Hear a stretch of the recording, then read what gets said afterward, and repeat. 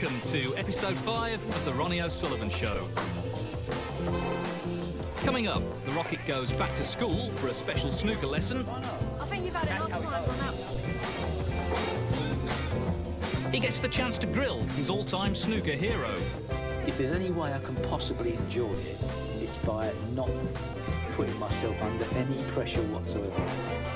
Plus, there's a more advanced instalment of Ronnie's masterclass.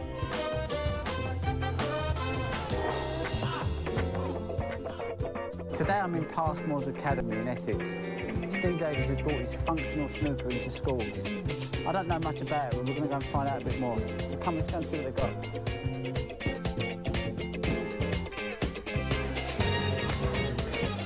As snooker continues to grow across Europe and in China, back in the UK, participation in the sport has seen a fall. When the chance came to redress the balance, one snooker legend grabbed it with both hands. Steve, we've come here today at school in Harlow. We've got this new game here called functional snooker. Can you tell me a bit about it? What is... Well, yes, well, the functional snooker is the byproduct of Q-Zone into schools, really. And we realised that possibly kids weren't watching what their parents watched. Going back to the 80s, when everybody watched snooker, and then perhaps a kid said to his father, I'd like to go to the snooker club. That's not happening. We thought, well, if kids are not coming to snooker clubs, perhaps we take the snooker club to the schools. Well, I'm interested to know how this functional snooker works now. Well, I could show you how to play functional snooker, but I know a couple of other people that I think would be probably better at showing you. Who's that? A couple of like, young kids from the school. Yeah, let's have a look. Let's go and have a look. OK, so this is functional snooker. We need a scoreboard, but obviously there's a calculator there as well. Yeah. And I'm going to introduce you to functional snooker by introducing Charlie and Chloe, who are going to be your mentors. OK. Over there, I'm going to be the scorer. Show me how to play then, yeah? So I know what normal snooker is. I don't know what functional snooker is. There's numbers on balls. What's this about? If you pop, say, the number 7, you'll get 7 points for the value of the red ball you potted. Right. And then, say, if you went for the black, you'd get 7 points for the red, and then you times your score for the reds by 7, and you get 49 shot score. If you pop the pink ball, your opponent loses 6 points. Oh, my opponent loses 6 Yes, your opponent loses 6 points. points. Right, The rules of the game are exactly the same as normal snooker. It's just the scoring that's The scoring's different. Yeah, you want to have a go? Right, come on. Right, I'm going to pop this one here. 4. Yes, that's 4 points. Right, And then you can go for a cover. Right, so I'm going to go 4, minus 5. Well, I'm going to pop this red. Yeah, look. Yeah, but what's that? How many was that? 1. Wow, oh, that's terrible. 1 times 7. That's I've wasted it, haven't I? It's ridiculous. That's not very good, is it? And then, yeah, 1 times 7. 7. So that's 7. 1 times 7 is 7. That's 11 total score. So now I've got this red here. This is a 10.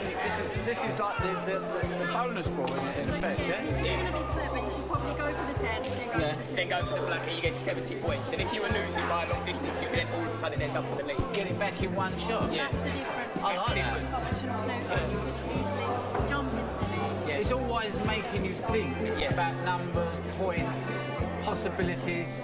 If you're 70 behind, but there's a 10 on the table, you're thinking I can get back into Yeah, it. you could be tight.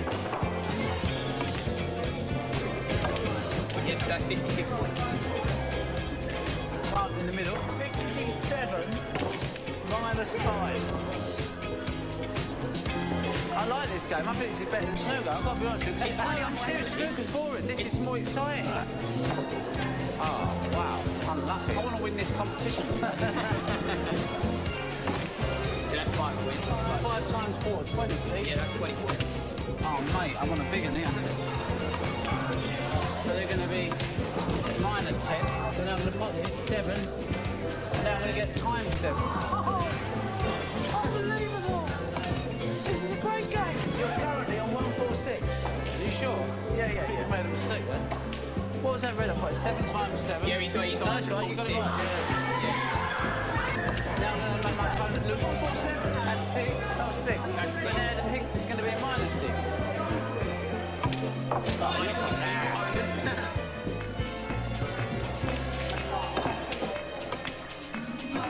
You're now minus 1. That was good. I enjoyed that. Ronnie O'Sullivan, 190. Ronnie O'Sullivan, 190. Chloe, -1.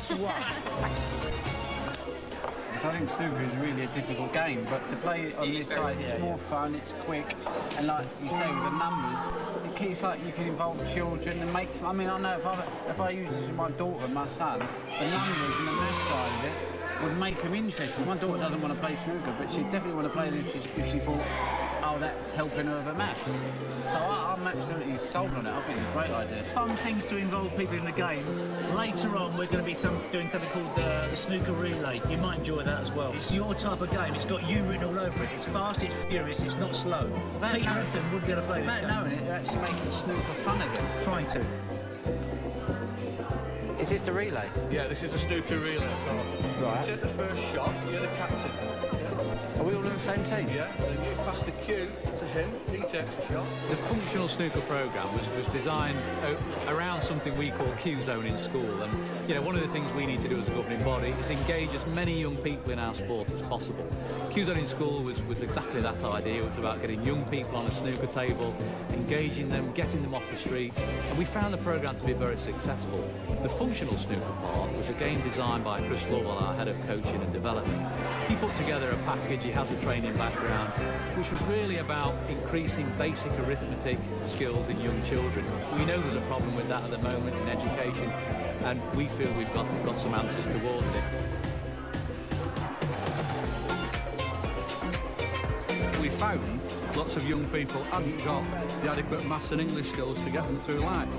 And we started to work with snooker over 15 years ago because we saw the natural progression of scoring. But with functional snooker we modified it to ensure that we'd include the addition, subtraction and multiplication situations to the game, and it's proved very successful.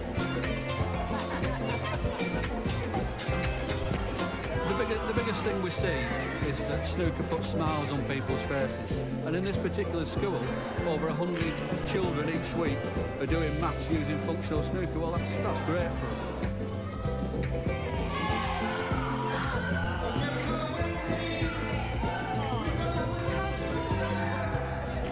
Programs like this will allow people to understand the sport from how to play. They'll enjoy it because they're mixing with their friends. We think that's a very important part of actually engaging people and keeping them engaged. Still to come on the Ronnie O'Sullivan Show, Ronnie gets a chance for a one-on-one with the 6-time world champion, Steve Davis.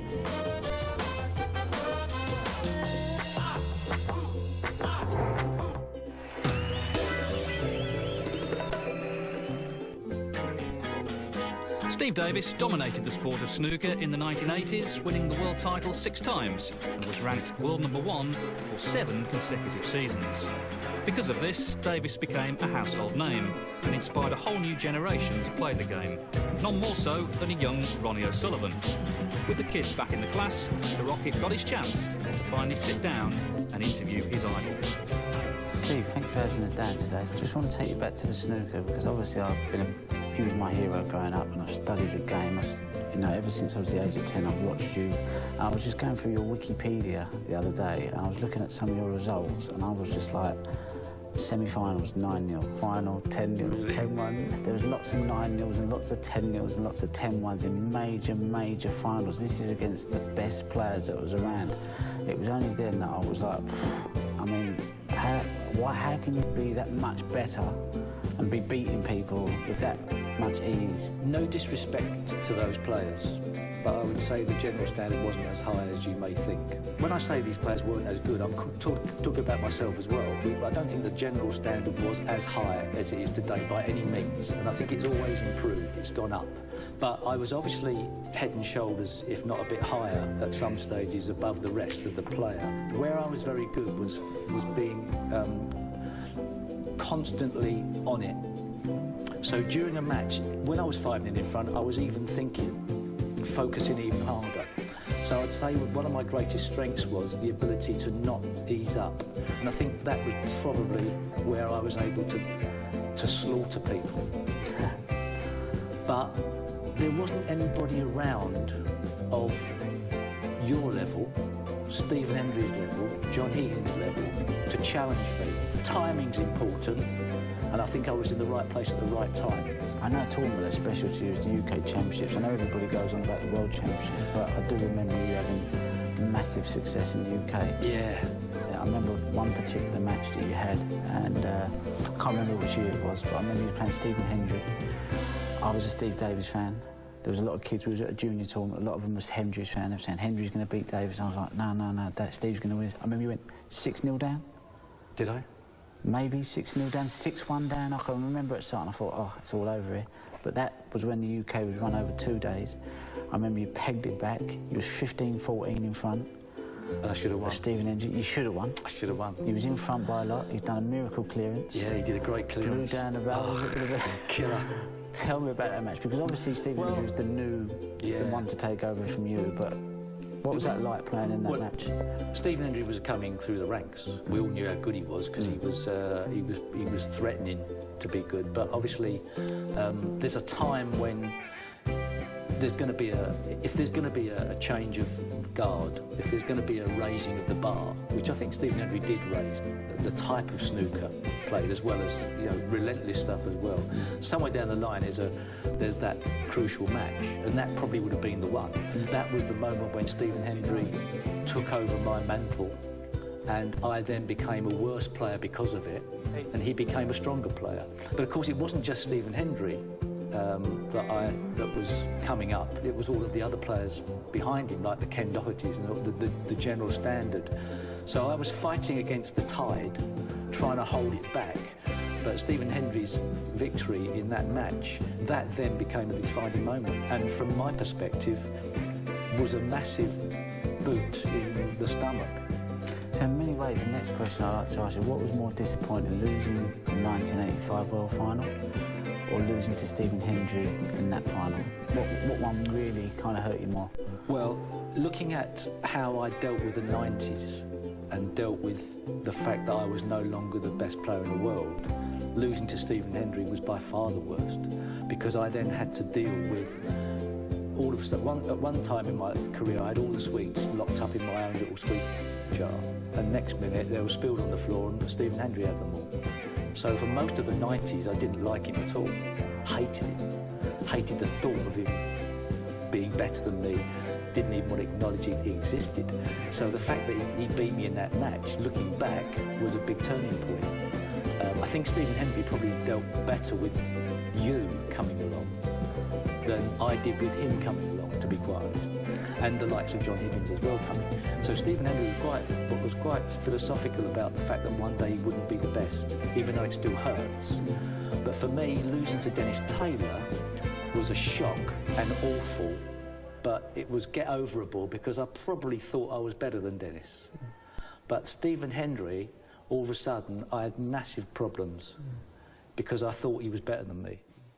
Not so much in all-round play, but he played a stronger, more aggressive game that I'd not grown up with, and I didn't know how to teach myself new tricks. So in some ways, did you at some point in your career, did you think I need to reinvent myself? Well, I tried to, but I don't think you can. Did you try? I tried. I used to practicing, trying to.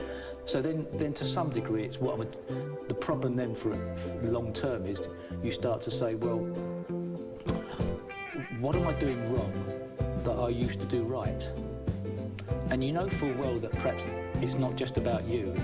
There's actually people that are playing to a better standard. But you still, 10, 15 years, can you jump up another standard?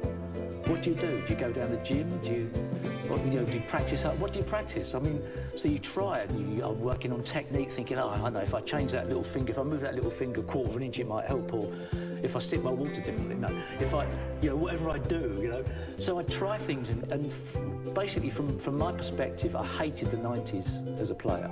You talk about the 90s, and there's a match I want to kind of talk to you about in the 90s. I think you played, it was in the Masters final, 1997. I think you played me. Oh, that match. Oh, and nice match. Now I get a chance to talk to you about it. Yeah, gee whiz. I can't remember much about it, actually. I can remember loads about it.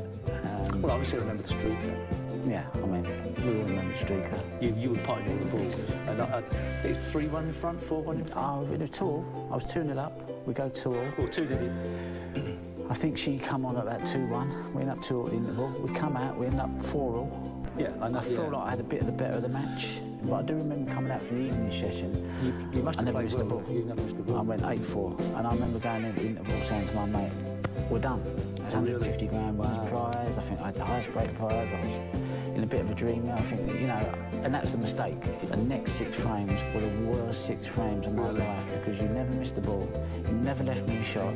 Every time I had you in trouble, you put me in trouble.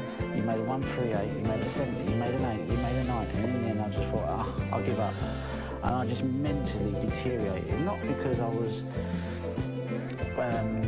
just being outfought, outplayed, outboxed, and that's when I thought the domination of the 80s and the 90s, and looking at your Wikipedia, I wasn't surprised. I thought, well, I see what he'd done in them 6 frames, and I thought if he was doing that to them week in, week out, I would have given up. And there's a story about Doug Mantell, I don't know whether you read it, but I remember it's a kind of bit of a famous story. He booked out of his hotel the day that he was playing to save himself. That's how dominant he was, and that was the only time, I think, in my career that I'd played you where that was the 80s of Steve. Well, obviously I was able to play good match snooker, you know, hard match snooker. I think on occasions in the modern day game I'd be found wanting for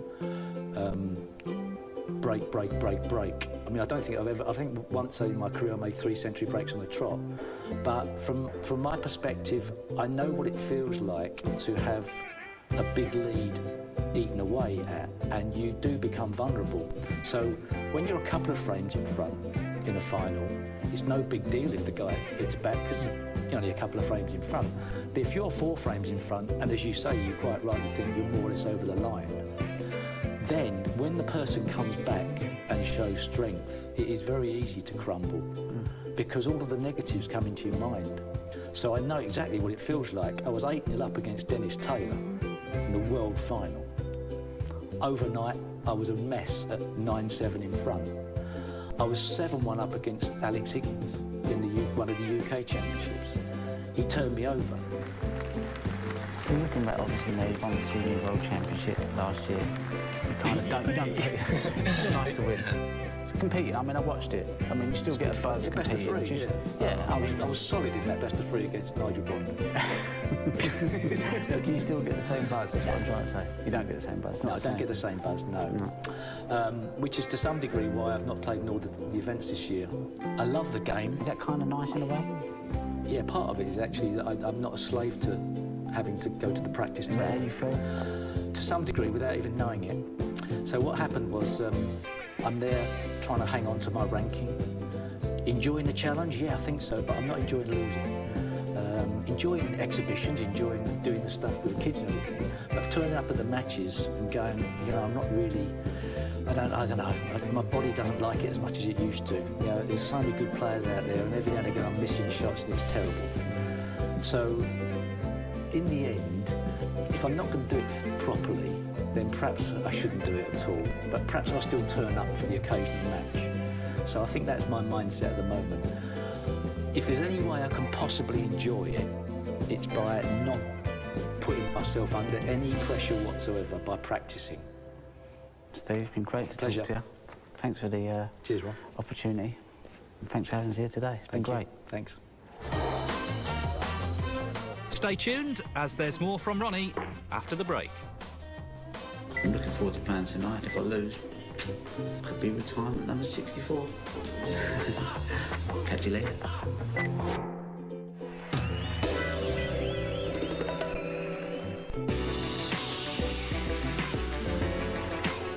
Seeing as we've had so much interest in the masterclass, we decided to put another one in. Today we're going to be talking about a certain shot called the soft screw. It's not your deep screw and it's not your kind of little fiddy little shot. It's kind of the in-between shot, the shot that I like to call the professional shot. And today I'm going to be running through this shot here and I'm going to show you how to pot this blue and kind of get on this red, but in a professional way. Everything soft screw way is done from middle downwards. Anything above is classed as a follow through or a stun run through. Do you start from the middle and work your way down? And because it's an in-between shot, it's for you to find out what works best for you. So what I would encourage you to do is to play this shot, keep the red in the same position, the blue in the same position, and play it in a variety of different spaces. So here we are with the blue. I'm getting down to the shot. I'm just below the middle. And I've kind of always accelerated my cue. The cue is going through at that speed on all shots. If it's a deep screw, if it's a soft shot, the only thing we're changing is the pressure on the grip. So for a deep screw, you'll have a tighter grip. For some little run through, you'll have no grip at all. For the in-between shot, you kind of have to have a bit of both. You have to use your fingers just a little bit more.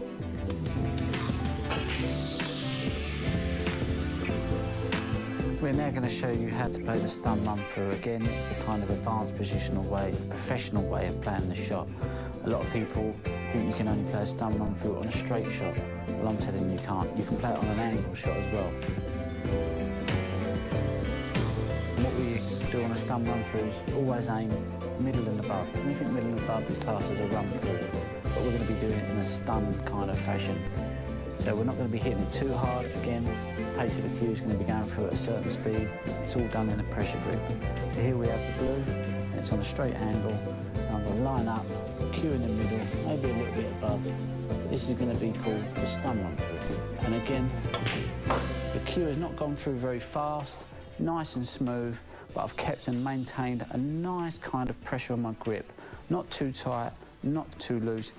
And there you can see the white ball's probably travelled through 2 feet. Another way you can play a stun run through is the off-straight shot. You've kind of got the blue here. You want to kind of get your white down here. The natural angle is, if you roll it in, is that your white's going to stay here. So you're going to be a massive distance away from your next ball. So this shot here, I'm going to show you again by just playing the stun through, no different to how I played that shot, and how you can widen the angle of a ball. So I'm going to show you now. Again, we start in the middle of the white. Nothing different. In the middle, maybe a little bit above. And I'm just going to follow through. And there you can see the white has gone off at that angle instead of going over there. And that is called the stun run through. A lot of people want to know how to bust the balls open, break the pack. Now, this shot was invented by a certain guy called Stephen Hendry. This is more like the modern day shot. I've kind of spoke about the stun run through and the soft screw. For me, this is the kind of in the middle of that type of shot. You don't want to have too much stun run through, but then you won't have too much screw. We're going to try and take the spin out of the white. We're obviously going to need some spin in it, but not too much. We want to make sure that when the white hits the blue, that it travels into the pink or these 2 reds, and it has a bit of bite in it. So the white will then hit the reds and stay in the middle of the table. With that way, if the white stays in the middle of the table, you've got much more chance of being on a red. If you hit these with too much screw, there's a good chance your white could hit the pink, come back up to the bulk.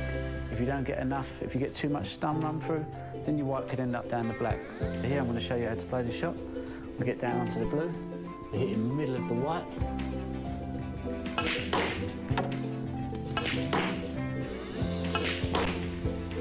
And again, I haven't hit it really too hard. There's no need to hit any ball hard. Again, it's all about the pressure of the grip, getting good contact on the white, getting a firm striking on the blue, taking the spin out of the white so you don't want too much grip or not enough grip. And as you can see, I've opened the balls up nicely and I'm on a red.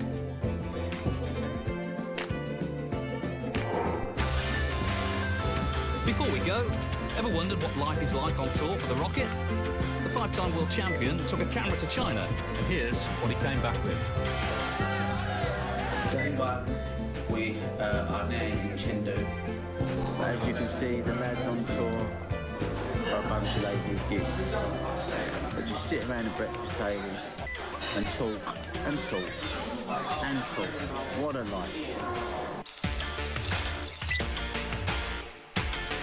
There's the suit on the bed, waistcoat, my running magazines or the health magazines, because I'm mad about fitness at the moment. My little settee over there, here we are.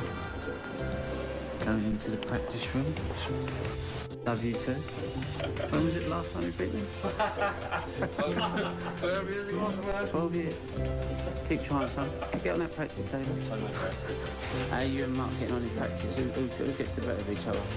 Tweak the lately? Yeah, sometimes I get a few little tweaks. You bashing him up? Yeah, but everyone's bashing him up at the moment, isn't it? I mean, it's not really much of a thing to brag about, is it? Is it, Mark? Not really. 10 years ago, what did you do to him 10 years ago? Smashing him, weren't you? Were you smashing him 10 years ago? You're doing him there, though. 12 years, isn't it? We've already gone through that one. I'm looking forward to playing tonight, and I'll let you know how it goes. If I lose, could be retirement at number 64. Catch you later. Any chance of having a carrot? Who's going? Yours. Yeah, I'll have a cup of tea, an English tea. What about the coffees there? £5. Get that on camera. Are you serious? For £5 for coffee? It's cheaper to get. What's the Thank you for a wonderful day, and it's been great to be sharing all this wonderful, exciting stuff that's going on in China with you all. I hope you're really enjoying it and having fun, just as much fun as I am. And have a nice day. Speak to you soon. See you tomorrow. Bye.